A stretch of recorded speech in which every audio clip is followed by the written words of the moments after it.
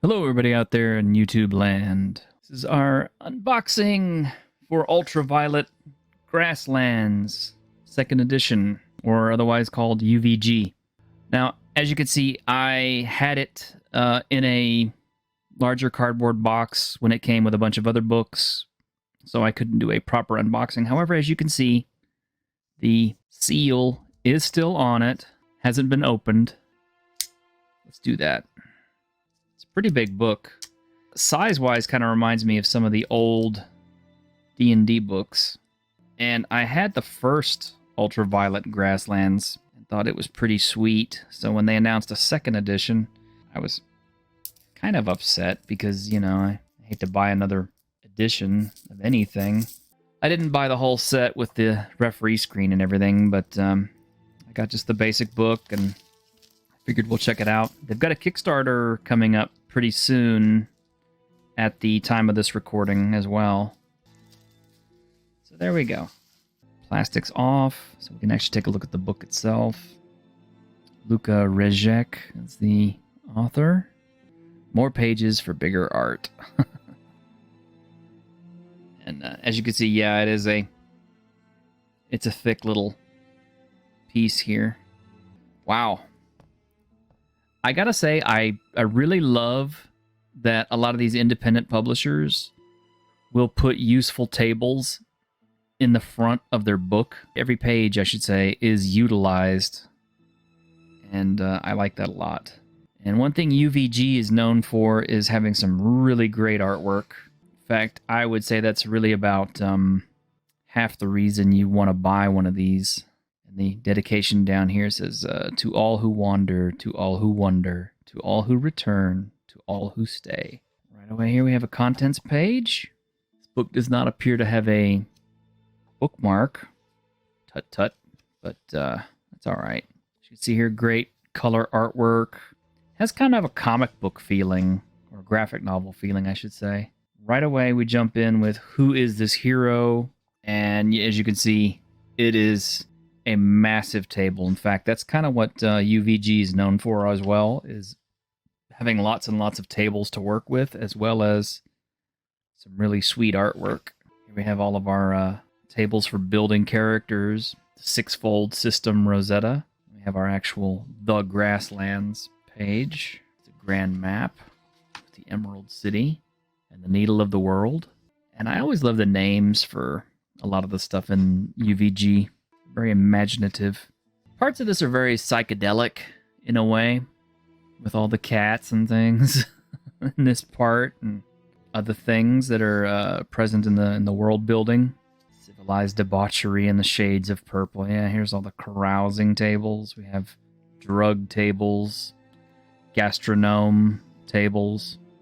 More than anything else, UVG is a very sensualist style game, and I don't mean that in any kind of weird text. What I mean is it's a lot of the immersion from the game comes from the senses and the descriptions of things for the players. Slender-legged grazing hares. When I think about rabbits and lapines and stuff like that, I don't usually think of them as having slender legs, but that's part of the description, you know? We have some more discoveries on this page. Step of the Lime Nomads, discoveries amongst the nomads. And you know, if I gush about every single good piece of artwork in this, I'm gonna be here all day, because this book is, every single page pretty much has got some great artwork on it. It's kind of what UVG is known for, but they really fill this book up with it. And I suppose if they took all the artwork out, this would be a much smaller book. But it would not have the character that UVG is known for. I really do appreciate that. I mean, look at this. Like 3 big old illustrations on this page, and only 2 little pieces of text. Am I upset about that? No, absolutely not. Because it's good-looking artwork. It helps build kind of like a visual diary for people who are running the game. And there's still plenty of good information in double column sets along all the pages. So it, to me, is kind of it's a good mix of text to artwork. And in some cases, the artwork is very descriptive and helps you figure out kind of what's going on with things. Yeah, like the grass colossus. But basically, this is almost like a gazetteer as much as anything else. I dare say that character building and everything in game setting, rules-wise and everything else, is pretty tied into the setting. Like, I don't think you could take the rule system and import it to something else and have it play quite as well. Like I said, this is such a distinct visual style.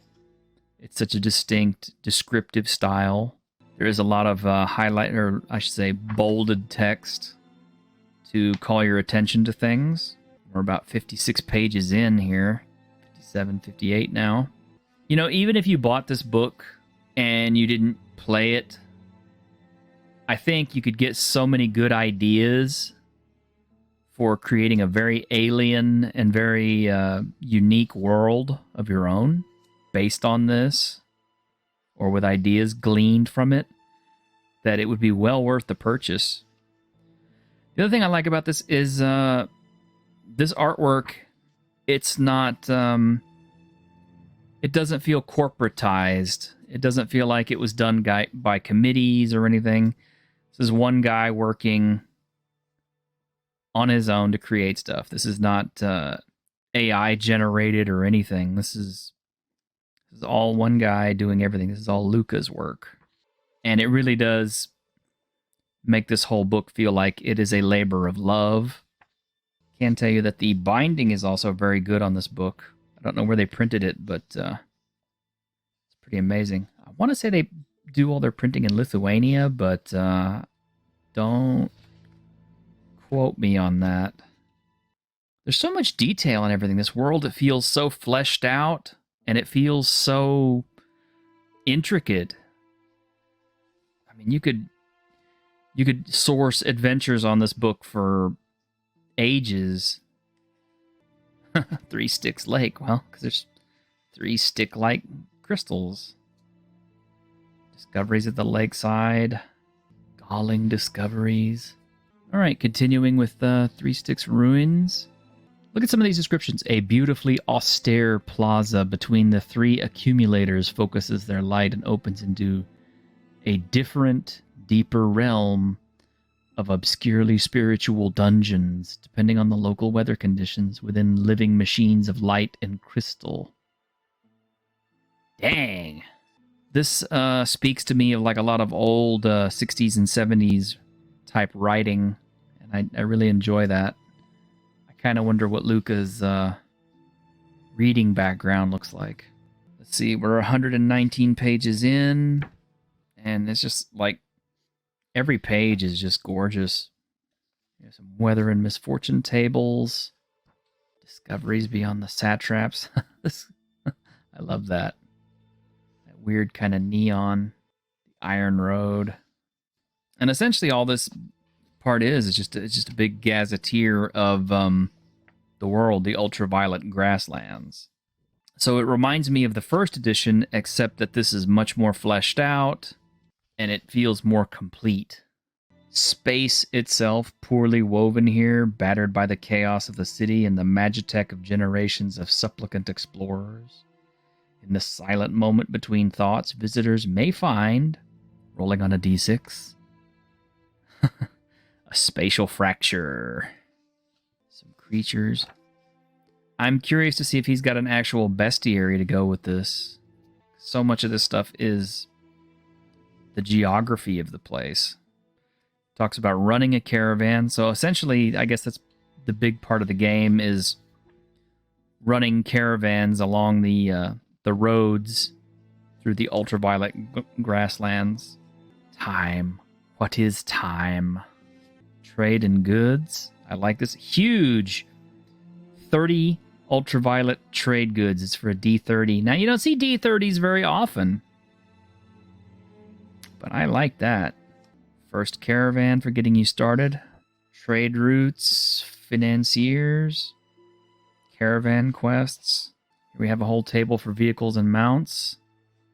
This is kind of an interesting choice to put all of the gazetteer before all of the playable information, because usually it's done the other direction. You'll see most books will put all their things like equipment and everything else up at the front of the book along with character creation, and then usually all of your world building stuff is in the back.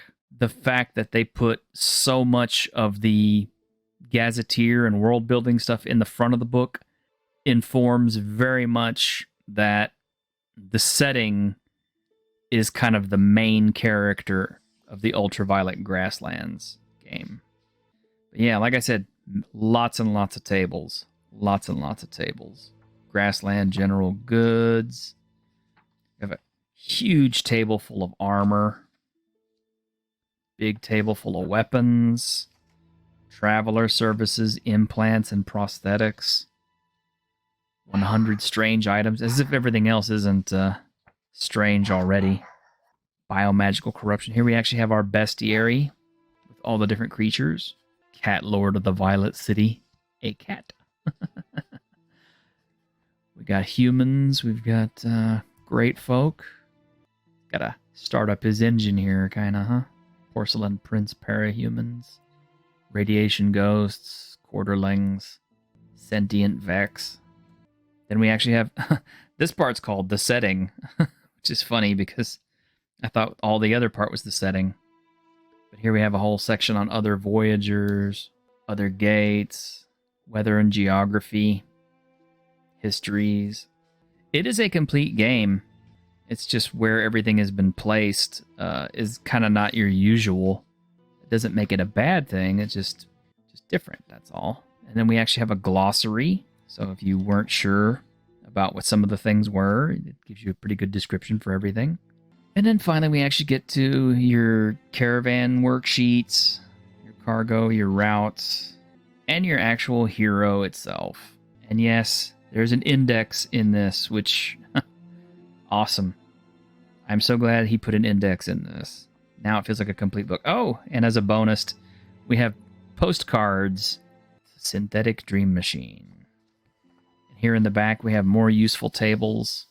So there we go. That is Ultraviolet Grasslands 2nd Edition and the Black City. I hope you enjoyed checking out this unboxing video.